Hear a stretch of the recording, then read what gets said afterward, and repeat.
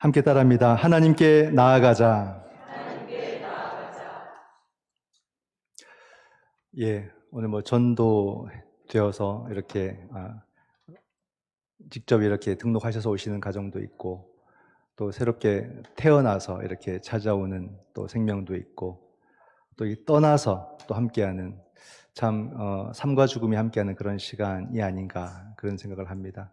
그러니까 하나님 은혜 안에서 우리 모두가 이렇게 움직여지고 있다는 것을 더 느끼게 되고, 우리의 섭리 속에 역사하시는 그 하나님을 우리가 볼 수 있어야겠다는 생각합니다. 우리 이철호 집사님 또 요즘 오래간만에 뵈서 너무 반갑고, 또 그 자매, 그 따님, 우리 이주희 자매 굉장히 앳돼 보이죠? 29입니다. 가족들 이렇게 우리 동영 형제도 그렇고 다 만나는 그런 계기가 되어서 하나님께서 우리를 만나게 주셨구나. 아버님께서 또 이 시간을 만들어 주셔서 교회와 온 가족이 또 가족과 가족이 또 함께 만나는 그런 시간을 마련해 주셨구나 그런 생각을 합니다. 모든 것에는 또 하나님의 거룩하신 뜻이 함께 있음을 우리가 느낄 줄 알고 앞으로 더 그 뜻을 구하고 찾고 붙들고 살아가는 우리들의 삶이 될 수 있기를 소망합니다. 오늘의 말씀을 통해서 다시 우리는 그 믿음의 삶을 힘써 살고자 다짐하는 시간이 될 수 있기를 바랍니다. 오늘 우리는 히브리서 본문을 보게 되는데 딱 보면요, 이게 몇 절 되지 않지만 우리에게 낯선 언어들이 많이 보입니다. 우리가 잘 사용하지 않는 그런 언어들이 보여요. 그 단어들 한번 보면은 여러 가지가 있습니다. 예수의 피, 성소, 20절에 휘장, 21절에 큰 제사장, 22절에 마음의 뿌림을 받고 악한 양심, 물로 씻음, 또 23절에 믿는 도리, 소망, 또 25절에 습관, 어떤 사람 모이기를 피하는 습관, 그날의 가까움, 이런 말들 우리가 평소에 잘 쓰지 않는 그런 언어들입니다. 말씀을 준비하면서 먼저 그런 생각을 해봐요. 우리는 그리스도인들이기 때문에 이 언어가 낯설면 안 되겠다. 근데 생각보다 낯설어요. 잘 안 쓰니까 낯선 거예요. 자주 쓰면 익숙해지겠죠. 그래서 우리는 이 언어들을 더 자주 보고 더 배우고 익히고 그렇게 해야 될 사람들이잖아요. 그죠? 이 단어들이 익숙해야 되고 세상 사람들이 보면 무슨 말인지 모르지만 우리는 다 알고 있어야 되고 그런 언어들이거든요. 우리가 오늘날 새로운 언어들이 신조어들이 많이 나오잖아요. 그럼 그게 뭘까 싶어서 막 알려고 하고 핸드폰 찾아보고 그리고 막 들으면 배우려고 하고 그렇게 하죠. 근데 이미 오랜 역사 속에서 우리에게 주어진 이 성경의 언어가 우리가 낯설다면 그건 우리의 게으름이 아닐까. 우리가 이 말씀 그 자체를 대한 훈련을 좀 더 해야겠다는 생각을 합니다. 지난 금요일에 성경 통독할 때도 이 텍스트를 그대로 본다는 게 굉장히 참 복되다는 걸 다시 느꼈는데 사도 바울에 대한 생각이 전 또 달라졌어요. 바울 하면 참 고통스럽고 힘겹고 정말 감당할 수 없는 그 사명의 길이라는 그 무게감 때문에 바울을 좀 무겁게 많이 봤어요. 근데 성경 통독을 하면서 바울 서신 8권을 쭉 한 시간에 읽었거든요, 우리가. 근데 8권을 함께 읽으니까 뭐가 보이냐면 이 사람은 행복한 사람이구나. 행복하지 않으면 절대 할 수 없는 거예요. 힘겹고 어렵고는 그 간단히 뭔가를 하는 건 괜찮아도 이렇게 시간을 두고 변함없이 이런 뜨거운 열정으로 교회를 대하고 성도들 대하는 이것은 의무감으로 할 수 있는 게 아닌 거예요. 정말로 행복했던 그 사명의 길이 몸으로는 힘들었지만 행복했던 사람이구나. 누구보다도 행복했구나. 그거를 느끼는 시간이어서 너무 기분이 좋았어요. 우리가 정말로 행복해야 뭔가를 제대로 하지 의무감을 하면 하다 말다 결국 포기하게 되죠. 이런 마음이 텍스트 그 자체를 대할 때에 느껴진다는 말이에요. 설교도 보면 다 다듬어진 말씀 아니겠습니까? 어떻게든 쉽게 전하고 어떻게든 풀어서 전하고 설교도 좋지만 우리가 이 말씀을 그냥 그대로 묵상하고 대하는 것은 정말 필요하다. 시간이 되시면 금요 성경 통독 한 번씩이라도 나오셔서 말씀 그대로 대하는 훈련도 한번 해보시고, 아니면 집에서도 늘 우리가 성경을 펴서 말씀을 그냥 그대로 가감 없이 대하는 자세, 훈련들이 반드시 필요하다는 생각을 합니다. 오늘 좀 어려운 단어들이 나와 있지만 이 전체가 무엇을 말하고 있는가를 우리가 함께 묵상을 해보고자 합니다. 19절 말씀에 보게 되면 예수 그리스도의 피라는 말이 나옵니다. 그 피로 말미암아 우리가 성소에 들어갈 담력을 얻었다는 말씀이에요. 성소는 어떤 성소일까? 그냥 우리가 아는 시온성 또는 예루살렘성, 거룩한 성 이렇게 표현할 수도 있죠. 그런데 그보다 훨씬 더 큰 개념이에요. 왜냐하면 예수 그리스도의 피로 들어가는 곳이니까. 예수 그리스도의 피는 뭡니까? 보혈이잖아요. 보혈로 어디로 들어갑니까? 생명으로. 보혈을 통해서 우리는 생명으로 들어가는 거예요. 그러므로 여기서 말하는 성소라는 것은 하나님의 생명이 충만한 곳, 하나님의 영광이 충만한 곳, 그런 의미적인 성소를 말하는 거예요. 그러니까 이런 성소를 얼마나 들어가고 싶습니까? 여기에만 들어가면 정말 행복할 것 같아요. 그리스도의 보혈로 갈 수 있는 이 성소를 우리는 들어갈 수 있는가? 예수 그리스도의 피로 말미암아 우리가 이 성소에 들어갈 수 있다라고 그렇게 이야기를 하고 있습니다. 오늘 우리 가능제일교회는 그런 성소의 의미적인 모습을 갖추고 있는가 이런 생각도 하거든요. 많은 부족함 몇 가지 때문에가 아니라 우리가 부족해도 하나님이 살아계신 그런 공동체인가 그런 생각을 하게 돼요. 거기에 생명이 있으니까. 물론 우리는 교회라는 것을 건물적으로 먼저 항상 이해합니다만 교회는 그런 곳이 아니거든요. 그리스도를 믿는 사람들이 모인 곳이 교회이고 또 다 연약해요. 불만, 못마땅함, 부족함, 어설픔 다 있지만 그럼에도 우리를 하나님의 공동체, 성령의 공동체, 생명의 공동체로 우리는 그렇게 고백할 수 있는가? 꼭 그렇게 고백되어져야 됩니다. 왜냐하면 그곳에 생명이 있기 때문에 우리가 주의 이름으로 모이는 이 곳에 이 시간이 될 수도 있고 공간이 될 수도 있고 이 장소가 될 수도 있고 바로 이것이 하나님의 생명이 넘치는 그런 교회, 그런 성전이 되기를 주님의 이름으로 축원을 드립니다. 우리는 무엇을 생명으로 느끼고 여기고 살아왔는지 한번 생각해 보십시오. 나에게 생명은 무엇이다 이렇게 말할 수 있는 게 있습니까? 쉽게 표현하면 그러는 거죠. 죽었다 살아났을 때, 죽을 고비를 넘겼을 때 우리는 어휴 살았다 이런 말 하잖아요. 어휴 이젠 살았다 그런 말들. 우리가 큰 병에 걸렸거나 또는 큰 사고를 경험했을 때 또 치유되고 회복되는 과정을 통해서 아 이제 살았다 이런 고백을 하고 또 우리가 어떤 일을 하든지 뭐 사업을 하든 직장 생활을 하든 아니 그러면 우리가 어떤 관계를 맺고 살아갈 때에 당하게 되는 큰 문제들이 있어요. 그런 일들을 겪을 때 막 마음이 너무 쪼그라들고 아프죠. 힘들죠. 불안하죠. 엄청 걱정되죠. 잠도 안 오고 음식이 하나도 맛도 없고 먹고 싶은 마음도 사라질 정도로 우리의 마음이 쪼그라들 때가 있어요. 그럴 때 무슨 생각을 합니까? 아 이것만 해결되면 이 시간만 지나면 내가 살겠다 하는 생각을 하지 않습니까? 우리는 그런 것을 생명으로 여기고 살아왔어요. 그 시간이 지나면 아이고 살았다 하잖아요. 그런데 그 생명은 지속되지 않습니다. 오래 가지 않아요. 또 다른 문제가 다가오면 금방 사라지는 것이 우리가 붙들고 사는 그런 생명이 아닌가라는 거예요. 조그마한 문제만 생겨도 이전에 내가 안도했던 그 생명은 금방 사라집니다.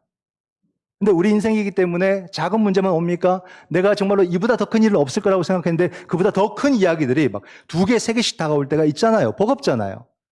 그런 인생의 시간들이 얼마나 많습니까?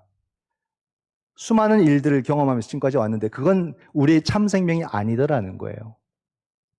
난 정말 이것만 해결되면 난 이제 한평생 편하게 살 것 같아 라고 말을 했지만 그게 지나고 나면 또다시 내 마음을 옥죄고 나를 괴롭히고 나를 짓누르는 그런 내 생명을 위협하는 일들이 너무 많은 거예요.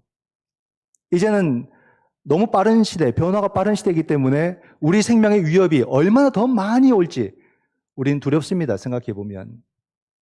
오늘 이 시대를 교회의 위기라 그러죠. 이제 교회조차도 그 생명력을 가늠할 수 없다라고 사람들은 말합니다.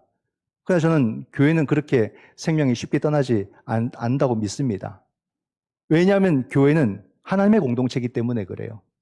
사람들은 부족해요. 연약해요. 하지만 이것은 성령의 공동체이기 때문에 하나님께서 역사하신다고 분명하게 믿습니다. 지금 한국교회가 위기와 어려움을 겪는다는 것은 거품이 빠진 시기라고 봐요. 너무 거품이 많았어요.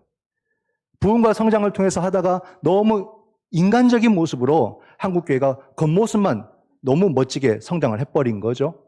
그러나 이런 위기 앞에서 아무것도 할 수 없는 연약한 존재라는 것을 다시 발견하게 될 때에 거품이 너무 빠르게 빠져나가고 있습니다. 그러나 곳곳에서 또 그 복음의 정신을 붙들고 시대적 사명을 감당하고자 하는 살아있는 교회들은 분명히 있고, 그런 교회들을 통해서 다시 이 땅의 교회는 부흥할 것이라고 믿습니다. 우리 교회가 그런 교회가 되어야 돼.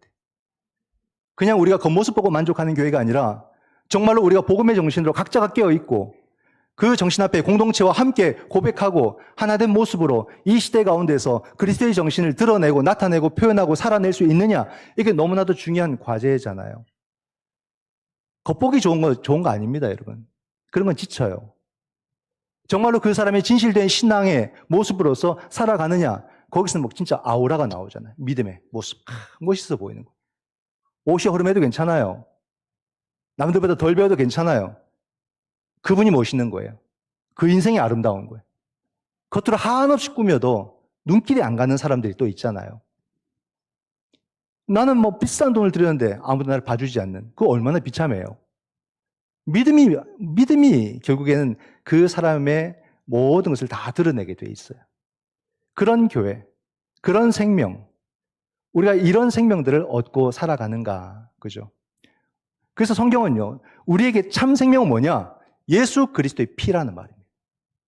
이거 외에 우리에게 진정한 생명은 없어요. 오늘 우리가 분주하고 바쁜 일상을 사는데 정말로 내 속에 이 보혈의 신앙과 보혈의 고백과 이 보혈의 개념이 있느냐 하는 거예요. 너무 먼 시대를 살고 있지 않습니까? 우리가 올 한 해도 살아오면서 예수 그리스도의 피라는 것을 묵상해 봤는지, 예수 그리스도의 보혈에 대한 그 가치를 우리가 다시 느껴봤는지, 우리가 이런 언어에서 너무 멀리 살고 있구나. 내 신앙의 관심과 주제는 뭐였어? 왜 이런 게 내 가까이 없었지? 내가 살아가는 모든 삶의 그 바탕과 내 삶의 모든 방향이 예수 그리스도의 피인데 어느 순간 내 삶에 이 복음의 내용에 피가 빠져버린 거죠. 예수 그리스도의 보혈이 없어요. 그 안에는 내가 각종 좋다고 다 집어넣은 잡동사니가 가득 차버린 내 신앙의 바구니를 본다는 말입니다. 오늘 나에게 진짜 예수 그리스도의 그 피가 다시 내 삶의 생명처럼 여겨지고 정말로 이것을 붙들고자 하는 그런 간절함이 내 속에 있는가? 20절 말씀에 보게 되면 예수 그리스도의 피로 말미암아 우리가 드디어 무엇을? 새로운 살 길을 얻는다, 이렇게 말합니다. 새로운 살 길, 즉 새로운 길이고 살 길입니다. 무엇이? 예수 그리스도의 피가, 예수 그리스도의 십자가가. 한번 따라합니다. 새로운 살 길. 이미 주어진 십자가인데 새로운이란 말이에요.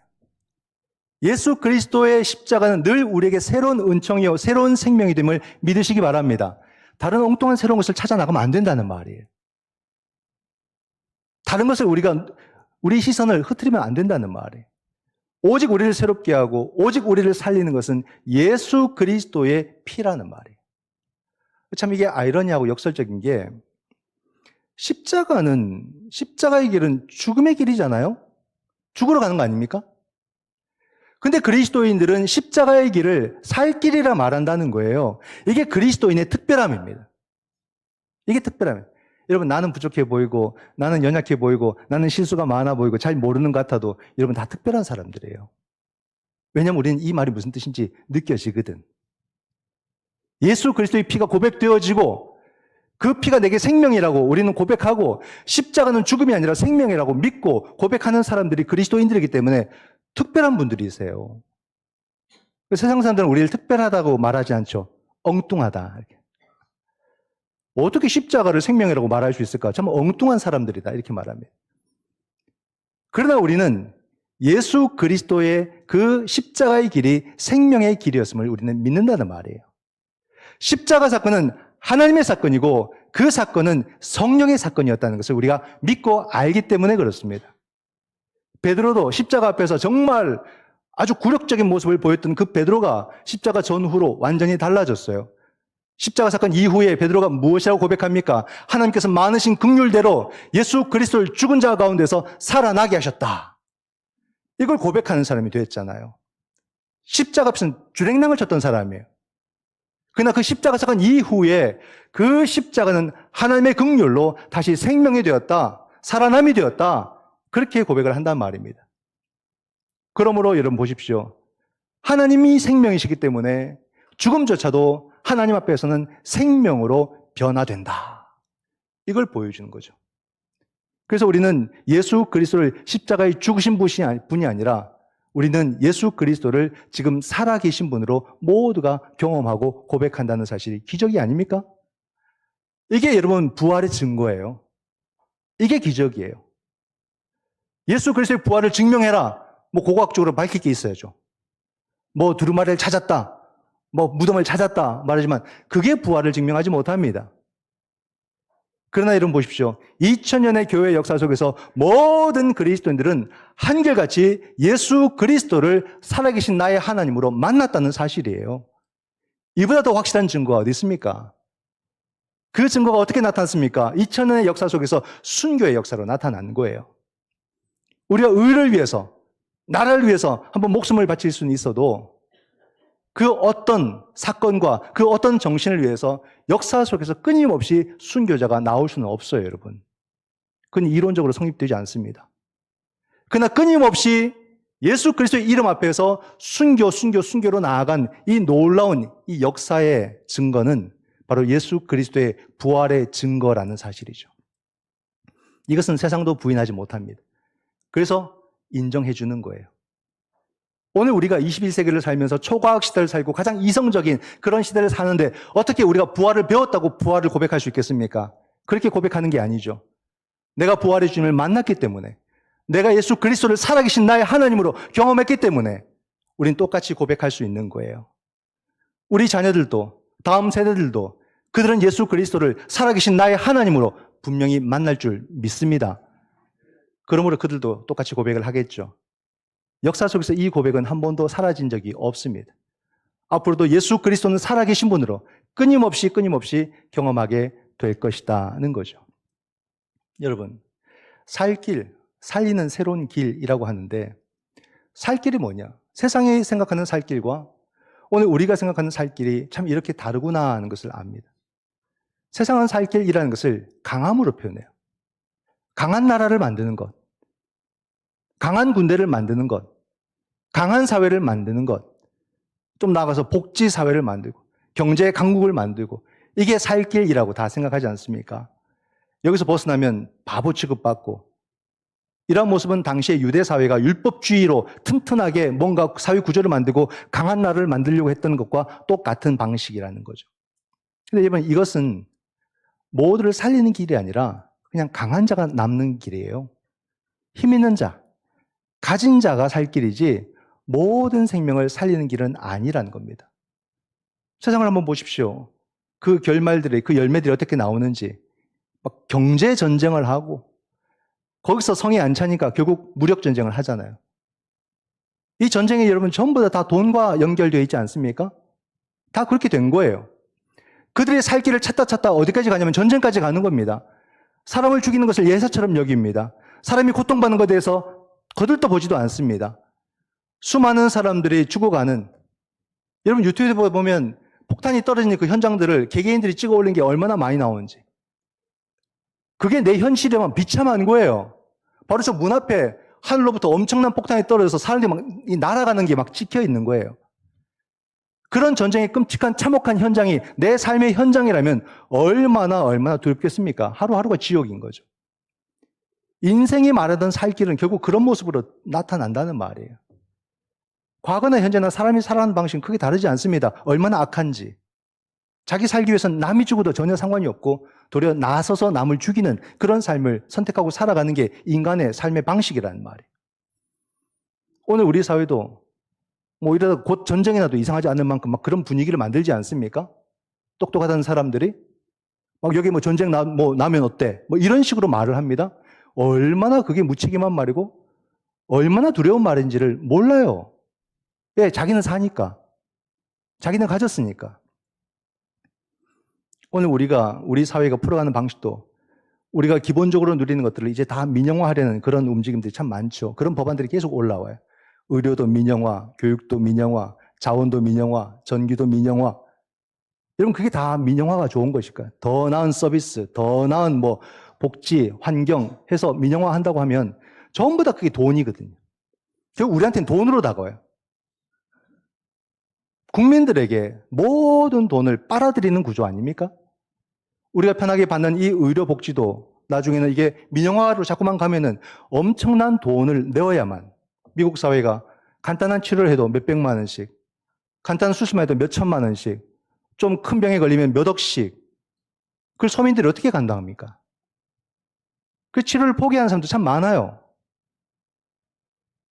내가 계속 치료를 받으면 온 가족이 다 죽으니까 치료를 어쩔 수 없이 포기하게 되는 그런 모습도 굉장히 많다는 말입니다.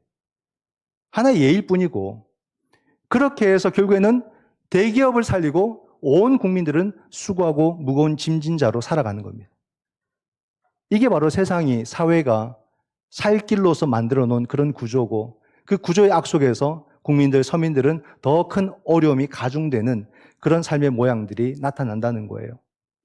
정말로 우리가 그리스도인들이라면 이런 것에 대해서 어떻게 봐야 되고, 이런 문제들에 대해서 우리는 사회 속에서 어떻게 이런 문제를 풀어가야 될지에 대한 깊은 고민과 기도와 지혜가 필요하지 않겠습니까?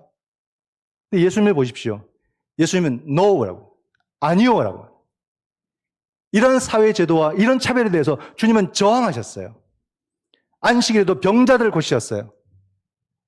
주님은 그에게 찾아오는 모든 병자들을 안식일을 구분하지 않고 다 고치셨어요.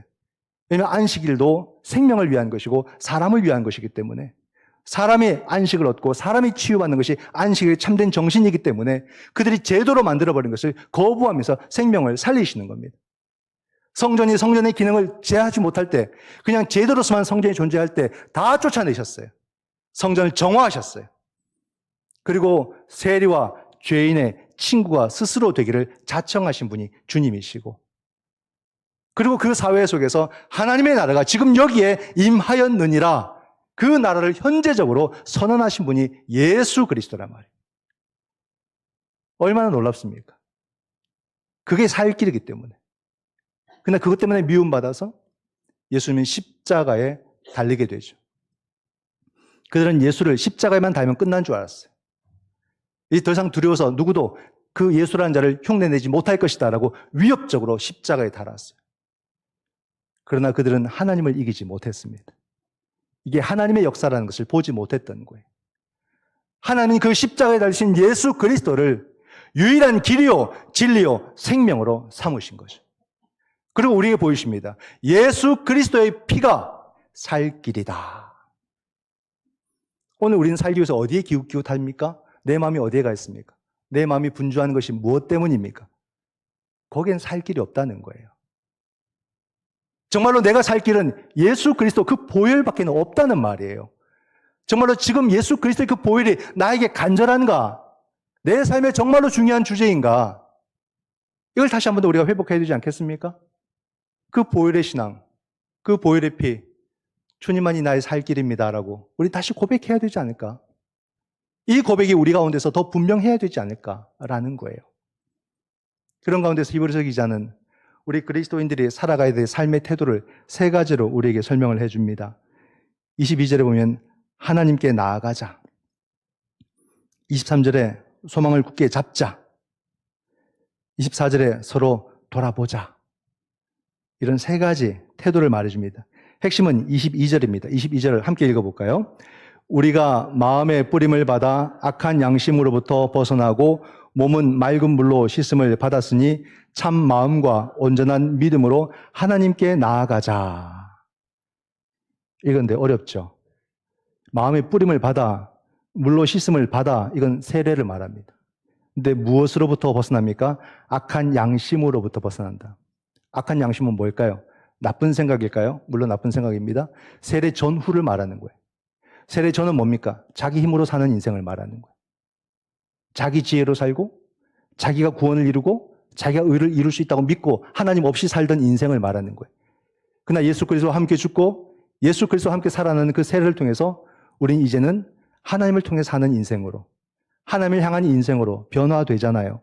그게 바로 물로 씻음을 받는 것이고, 그러므로 우리가 참 마음과 온전한 믿음을 가져야 된다. 온전한 믿음이란 영어 성경에 보니까 충만한 확신 이렇게 나오는 거예요. 우리의 믿음이 확신이 있어야 된다 이 말이에요. 흐지부지한 그냥 하도 많이 들어서 상투적인 내게 믿음이 있구나, 있겠지 이런 게 아니라 믿음의 확신을 가져야 하나님께로 나아갈 수 있다. 우리가 이 믿음의 확신에 거해야 하나님께로, 예수 그리스도께로 나아갈 수가 있다는 말입니다. 나가게 하는 모든 동력은 예수 그리스도라는 말이에요. 예수 그리스도를 믿는 그 믿음이라는 말이에요. 이게 오늘 우리에게 있느냐는 거예요. 이게 오늘 우리에게 얼마나 중요하냐는 거죠. 뭘 말하고 싶냐면 우리 인생은 결국 믿음. 결론은 믿음이라는 말이에요. 내가 어디서 무엇을 하든지 그 모든 것은 믿음의 이야기지, 믿음 밖의 이야기는 단 하나도 없다는 말이에요. 내가 어떤 직업을 갖고 살든, 내가 뭐 공무원이든, 아니면 내가 무슨 기업인이든, 직장인이든, 무엇을 하든, 우리의 모든 직업이나 내가 살아가는 모든 삶의 자리는 전부 다 믿음의 자리여야 한단 말입니다. 하나님의 세상이기 때문에 그런 거예요. 하나님의 역사이기 때문에 그 안에서 이루어지는 모든 것은, 근본적인 것은 믿음으로 작동하는 곳이지 믿음 외에 다른 것으로 이루어지는 곳이 아니라는 말입니다. 그러므로 우리가 여러분 믿음을 떠났을 때 여기는 소망이 없구나, 믿음을 떠났을 때 여기는 내 삶에 확신이 없구나, 이걸 우리가 깨닫게 되는 것도 어디에 있든지 모든 것은 믿음의 작동 원리로 이루어진다는 것을 믿으시기 바랍니다. 그래서 여러분 막 교회 열심히 나오세요, 이게 말이 아니에요. 우리 인생이 믿음으로 이루어지고 믿음으로 작동한다는 것을 우리 모두가 알아야 된다는 말이에요. 각자 지금 직업군이 다르잖아요. 어디서 무엇을 하든지 환경도 다르고 시간도 달라요. 그 모든 것은 다 다르지만 우리가 믿음으로 감당하고 믿음으로 이루어내야 된다는 사실은 동일하다는 말이에요. 그럼 믿음의 삶이 뭘까? 믿음의 삶이 무엇일까? 우리의 삶의 모습은 각자가 선택하시면 돼요. 난 이것을 좋아, 난 이게 돼, 감당이 돼. 그러면 그런 모습들을 선택하면서 살아가면 됩니다. 정치적 견해, 우리나라가 정치에 굉장히 민감한 나라죠. 나는 보수로 살아가시면 돼요. 나는 진보, 그럼 진보로 살아가시면 돼요. 또 우리가 생활적인 모습도, 난 아파트가 편해, 그럼 아파트 사시면 되겠죠. 난 주택이 좋아, 그럼 주택을 살아가면 돼요. 물론 자기 형편에 따라서 또 살아가면 되고, 취미생활이 요즘 거의 본업처럼 하는 시대 아닙니까? 난 좀 고급 취미를 갖고 싶어 하시면 돼요. 감당이 되면. 난 소박하게 또 그렇게 찾아가면 되겠죠. 무엇을 하느냐가 아니라는 말이에요. 무엇을 하든지 어디에 있든지 우리의 삶은 믿음의 삶이 되어야 되고, 그 모든 것은 예수 그리스도의 피로 감당하는 일이 되어야 된다는 말입니다. 이게 믿음의 삶인 거죠. 예수 그리스도의 보혈만이 내가 무엇을 하든지 그 길에 살 길이 된다는 말이에요. 이게 느껴지십니까? 이게 받아들여지십니까? 어떤 일을 해도 결국 내가 이 일을 통해서 살 길은 그리스도의 보혈의 힘으로 사는 거지, 그냥 그 일을 요령껏 잘해서가 아니라는 말이에요. 또 그렇게 해서 그냥 보혈과 상관없이 잘 되면 그 위험한 거죠. 오직 예수 그리스도, 그 믿음 속에서 내게 주어진 시간과 내가 주어진 자리와 내게 주어진 환경들을 온전히 감당해가는 그런 사람으로서 내 자신이 거듭나 있는가, 이게 참 중요합니다. 오늘 히브리서 기자가 오늘 우리에게 말하고자 하는 게 뭘까? 근데 오늘 25절에 보니까 갑자기 오늘의 주제와 맥락이 좀 달리하는 듯한 그런 이야기가 나옵니다. 모이기를 패하는 자들과 같이 하지 말자, 이렇게 마무리를 하고 있어요. 모이기를 패하는 자들과 같이 하지 말자.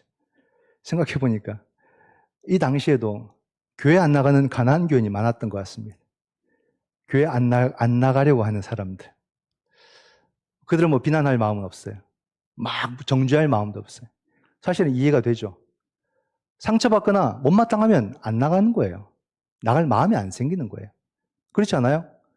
목사에게 실망할 수도 있고, 그런 분들이 있다면 정말 죄송하고, 또는 교회에 일을 하다가 못마땅해서 그럴 수도 있고. 여러분, 실망하거나 못마땅하면요, 이렇게 맥이 쭉 빠져요. 무기력해져요. 그러면 당연히 나가고 싶지 않아요. 근데 이게 오늘 한국교회 추세가 돼버렸어요. 이름까지 나왔어요. 가나안 교인, 안 나가. 이게 뭡니까? 이거 우스갯소리도 아니고. 너무 많아져 버렸어요. 그러나 우리가 이런 추세니까 나도 기분 나빴던 게 많은데 하면서 자기 마음을 거기에 실어버리는 거예요. 남들이 하니까. 괜찮은 사람들, 그럴 만한 사람들이 교회를 안 나가버리네? 자기도 용기를 내버리는 거예요. 안 나가요. 이런 모습이 옳으냐 하는 거예요. 여러분, 근데 우리의 대상이 그리스도인데 저 사람이 저랬으니까 한국교회 추세가 그러니까 내가 그리스도와 무관하게 거기 실을 수 있느냐는 거예요. 예수 그리스도가 나에게 그런 존재, 내 결정에 그런 존재냐고요. 그럴 수 없다는 말이죠. 그러므로 여러분, 우리는 모이기를 힘쓰는 자들과 같이 살아야 됩니다. 왜냐하면요, 예수 그리스도의 피를 따라 우리가 하나님께로 나아가는 이 삶이 생각보다 만만치 않더라는 거예요. 쉽지 않더라. 나 하나 한번 결단한다고 쉽게 되는 게 아니더라. 매 순간 결단해야 되고요. 매 순간 좌절하고요. 이게 혼자서 마음 잡기가 너무 힘들더라는 거예요. 그러니까 여기는 훈련이 필요해요. 구도자처럼, 순례자처럼 그런 훈련 속에서 살아가야 됩니다. 사도 바울도 이 사실을 이렇게 지적합니다. 빌립보서 3장 12절 말씀에 내가 이미 얻었다 함도 아니요 온전히 이루었다 함도 아니라 오직 내가 그리스도 예수께 잡힌 바 된 그것을 잡으려고 지금도 달려가노라. 바울 정도면요. 보세요. 얻었다, 이루었다 말해도 될 만한 사람 아닙니까? 근데 아니라는 거예요. 나도 지금도 끊임없이 갈등하고 고민하면서 달려가고 있습니다. 이 말. 그러니까 우리가 함께 합시다. 그 말인 거잖아요. 우리가 함께 하지 않는다면 이룰 수 없는 힘든 길입니다. 하는 거예요. 보세요, 여러분. 예수 그리스도와 함께 죽고 예수 그리스도와 함께 살아난 이 사람들이 함께 모여서 공동체를 이루고 살아간다는 게 얼마나 감격스럽고 얼마나 이게 기적이에요. 놀랍지 않습니까? 이보다 더 의미 있고 이보다 더 행복한 그런 공동체가 세상 어디에 존재할까? 없다고 봐요. 얼마나 복됩니까? 물론 교회 안에서는 못마땅한 거 많아요. 불만 많아요. 화가 나는 것도 많아요. 짜증나는 것도 많아요. 저 사람도 마음에 안 들고 이 사람도 마음에 안 들고 많아요. 그게 없어서가 아니라는 말이에요. 그럼에도 우리는 이 안에서 희노애락을 다 경험하면서 막 자라간다는 거예요. 부족하지만 모였지만 이게 자라간다는 말, 이게 신비라는 말이에요. 그냥 나 혼자 어떻게 잘해볼래 하고 우리가 가나안 교인이 되었을 때 여러분 그 믿음을 온전히 세워가는 사람이 과연 몇 명이나 될까? 아무 이제 방해도 안 받는데 아무도 나를 화나게 하는 사람 없는데 그 믿음이 막 자라가는 사람이 몇 사람이나 될까? 아니에요, 여러분. 다 기운도 빠지고 진리에 대한 열정도 다 사라지게 되고 결국에는 거의 땅으로 기어 들어갑니다.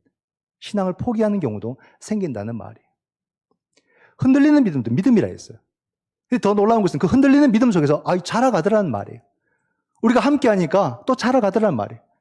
내가 여기서 상처받으니까 누군가 날 위로해주고 또 내가 어려움을 겪으니까 또 누군가 날 위해서 기도해주고 그렇게 하면서 내가 그 시간을 지나니까 또 내가 누군가를 위로하고 또 내가 누군가를 기도하고 이렇게 연약한 사람들 함께 모여서 공동체를 이루고 이렇게 살아가니까 내 삶이 든든해지고 성장해져가고 그리스도를 향해서 정진해가는 믿음의 진보를 이루어가는 그런 삶을 살게 되더라는 겁니다. 그러니까 모이기를 힘쓰라는 거예요. 항상 다른 교회는 좋아 보이고 우리 교회는 막 좀 불만이 많을 때가 많잖아요. 근데 그게 아니에요. 다른 교회는 또 우리 교회 부러워해요. 그렇지 않겠습니까? 다 부족해요. 다 연약해요. 중요한 것은 함께 하느냐. 우리가 하나라고 가족이라고 여길 수 있느냐. 이게 참 중요하죠. 새해부터는 여러분 그래서 우리 가나안 성도들을 열심히 전도해야겠어요. 전도합시다. 교회를 잃어버린 자들에게 교회를 찾아줘야 돼요. 함께 모이기를 힘쓰도록 그냥 단순히 숫자 채우라는 말이 아닙니다.